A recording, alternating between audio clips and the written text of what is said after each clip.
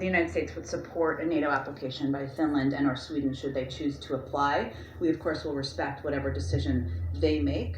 Both Finland and Sweden are close and valued defense partners of the United States and of NATO.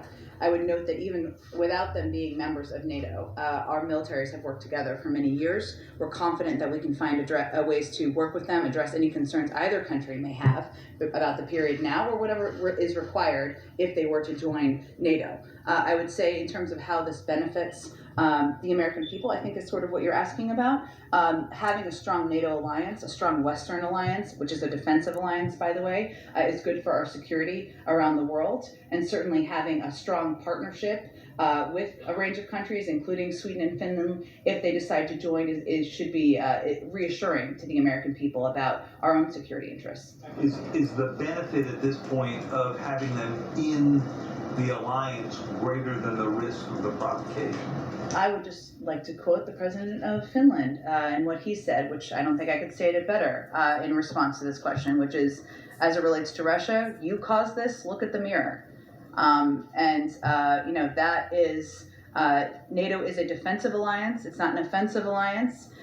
Both Finland and Sweden are close and valued defense partners of the United States and NATO. They're thriving democracies. They've worked closely with NATO for years. There's no aggressive intent from NATO, from the United States, from Finland or Sweden. Obviously, they can speak for themselves, to Russia. But again, this is President Putin who caused this. Look at the mirror. And I think that also probably is the reason for what you've seen as public support for joining NATO increase in these countries as well. I thought I was going to get away without doing anything really on the Ukrainian-Russia problem, but it just keeps getting worse. As you know, Sweden and Finland both want to join NATO, and it looks like that's going to happen. And Sweden's okay. That's not the big problem. The problem is Finland. The reason is they share an 830-mile border with Russia.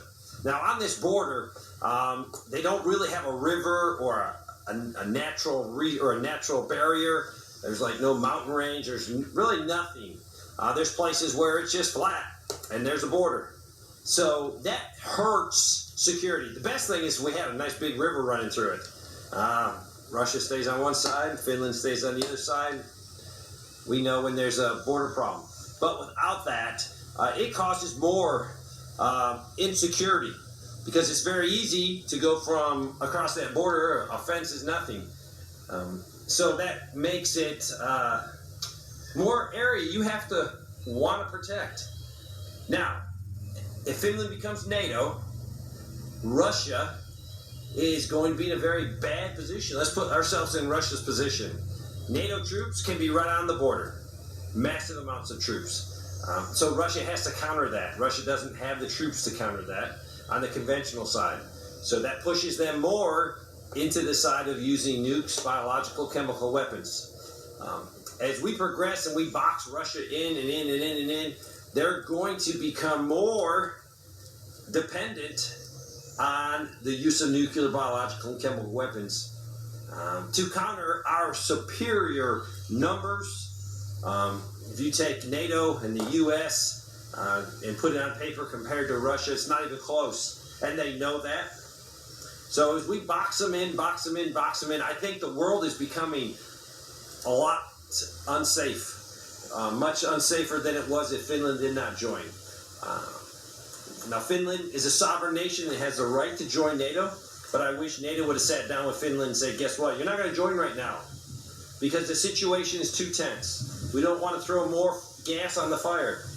They could simply sign a peace agreement with them, a mutual aid agreement with them, saying, hey, if you're attacked, NATO is going to come help you, but we're not going to station any NATO troops inside your country. Or if we do, we'll have them in there for only short periods of training, and we'll stipulate we can't have this type of weapon or that type of weapon. I think that would alleviate Russia's fear of what is happening. Now, as they progress, paranoia with Putin, paranoia with the Russian leadership can grow. When this grows, we have a bigger chance of a nuclear war. That's just World War III is just going to happen. We need to have cooler heads prevail and step in and say, okay, Finland, we're going to protect you if Russia invades you. but we're not going to put missiles, we're not going to put nuclear weapons, we're not going to put an offensive capability in there. We'll help you defensively. We'll bring smaller groups of people in there, battalion levels, and train with you, or you can come train with us. We need to de-escalate the situation. So Finland joining is terrible. It's throwing more gas on the fire.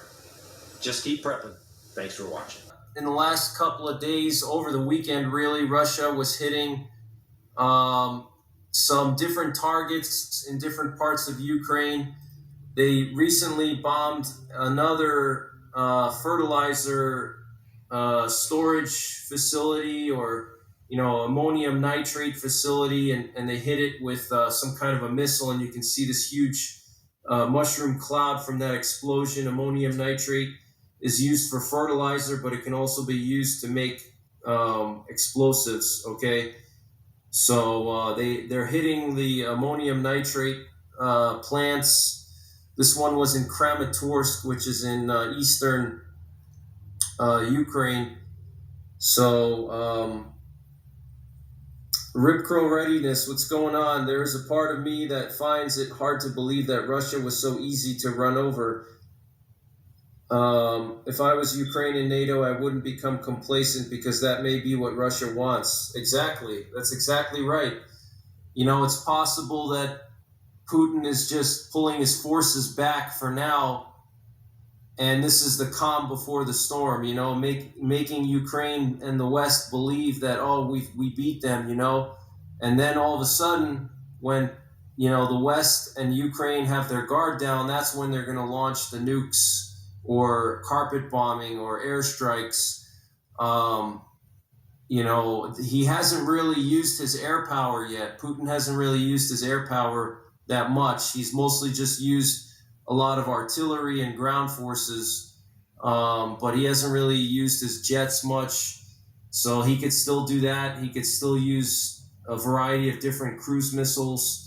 And of course, he could use nuclear weapons, which could be what he's doing. He's pulling his troops back now, getting them out of the way, so that way when he drops the nukes, he doesn't kill his own troops, But in my opinion, I think that at this point, Russia is in a difficult situation now, because especially with Finland wanting to join NATO, and by the way, Turkey says they're not going to vote for Finland to join NATO and Sweden to join NATO.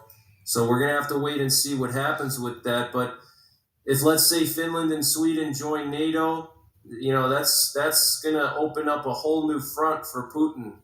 And I'm sure he's not going to be happy about that, even though he said he doesn't really care. But, that's going to put another 1,000-mile border with NATO, on Russian, a NATO border, another 1,000 miles of NATO on his border, okay? So I'm sure he's not going to be happy about that. And he can't just keep throwing troops and tanks into Ukraine. Everything has a price, And Russia today is not the USSR. They don't have unlimited resources. They don't have this huge economy that can sustain, a long war. So I think Putin is going to look to end this war quickly. He's not going to let it go on for years, He might let it go on a few more months, and that's it. I don't think he's going to let it drag on for a very long time, but I could be wrong. That's just my opinion, that's my opinion. I don't think he wants Ukraine to turn into an Afghanistan for him. I think he wants it to be a quick war and then move on and focus on other things, And on top of that, he can't afford to continue to lose more troops and more tanks. I heard that he already lost. If we go by the most conservative estimates, he lost at least 15,000 men already. And that's the most conservative estimate, 15,000 troops, okay? Yeah, that doesn't sound like a lot. 15,000 troops, they have like over 1 million troops. But guys, from 2003 until 2018, America only lost 7,000 troops in Iraq, okay? So Russia has lost more than double what America lost in 15 years fighting in the Middle East, okay? In literally 3 months' time, Russia lost double, at least double, what America lost in 15 years in Iraq, okay? So that's a huge blow, in my opinion, to the Russian military, okay? And they're not going to show it, they're not going to admit it, but it is a huge blow, and they did lose a lot of tanks. And like I said, Ukraine is going to supply them, Ukraine is going to get unlimited resupply from the West. So as time goes on, it favors Ukraine because Ukraine is just going to keep getting weapons and weapons and weapons, while Russia is going to be depleting itself, losing men, losing equipment, and they have no way of quickly resupplying those tanks and armored vehicles. Meanwhile, Ukraine has unlimited supply from the West. You have all the biggest militaries in the world, the best funded militaries in the world, supplying Ukraine with weapons. America, UK, Germany, France. I mean, some of these countries have huge defense budgets, and they can afford to continue to supply Ukraine with weapons. Meanwhile, for Russia, it's going to be a little bit more exhausting for them, So that's just the reality. So Putin is going to be motivated to do something drastic. That's just my opinion. I could be wrong, but that's what I think.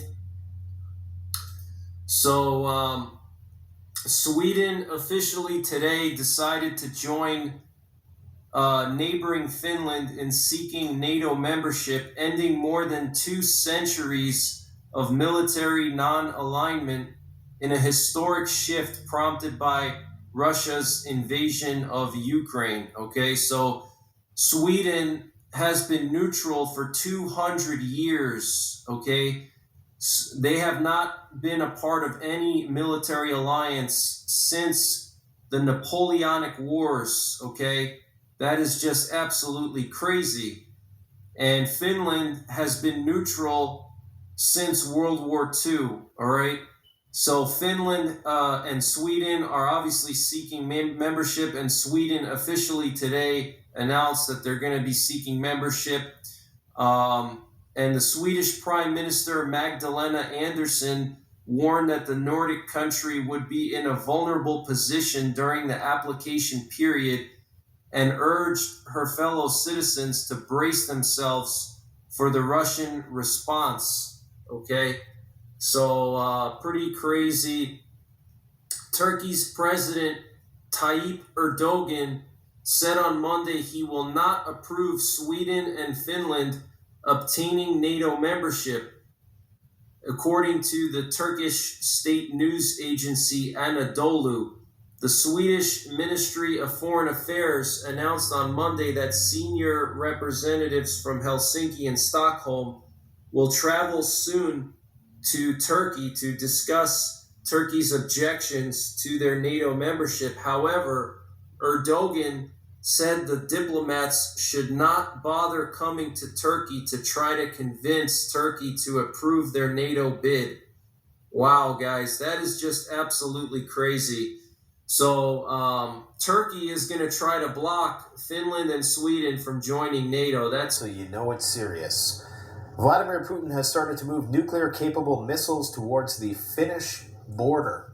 7 Iskander missile systems were spotted 24 kilometers, moving in the direction of the Finnish-Russian border.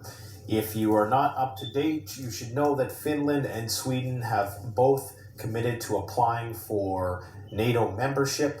Currently, that is under review. They're saying it's going to take a little while for that to be ratified. Turkey has taken an issue with it, opposing the bid due to what they claim to be the support of terrorist cells, terrorist organizations, or who they deem to be terrorist organizations on the part of Finland. So they are blocking the bid by the Scandinavian countries to be a part of NATO. Will that stick? It certainly seems like there's some Turkey is really at crossroads of this whole thing. They are, on the one hand, supplying the Ukrainians with these drones, which appear to be mildly effective, although they're also being shot down at a fairly rapid rate.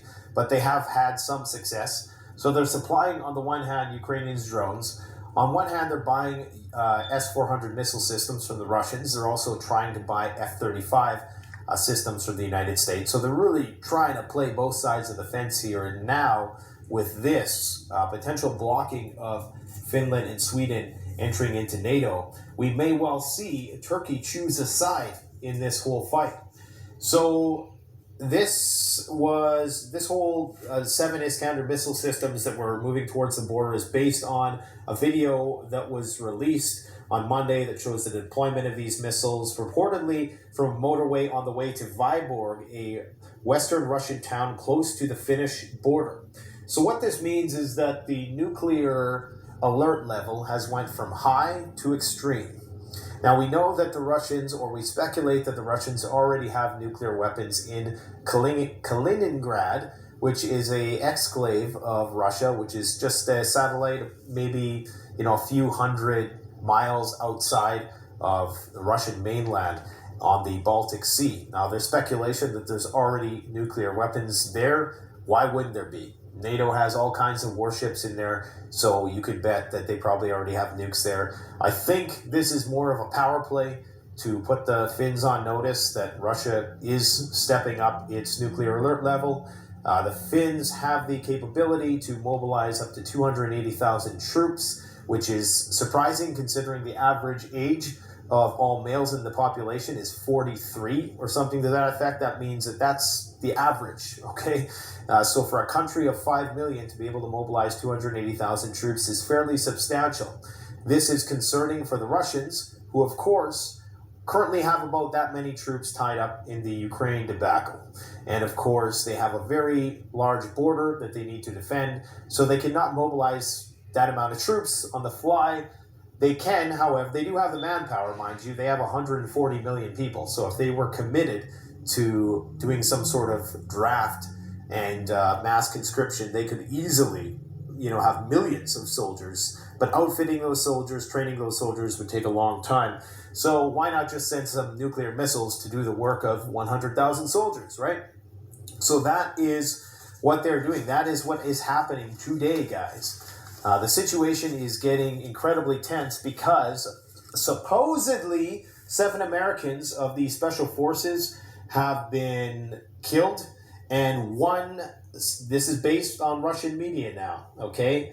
According to Russian media report, that retired U.S. Admiral Eric Thor Olson, who commanded a special forces group, has been captured.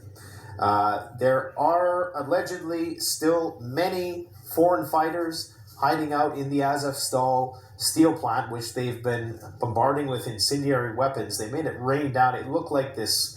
I just watched a video of it. It looked like a raining down of fire. I've never seen anything like that before. It was pretty insane. So supposedly 7 Americans were killed in Rubizin. I'm not sure if they were mercenaries. This was stated by the assistant to the Chechen leader, who is on the ground there doing their thing.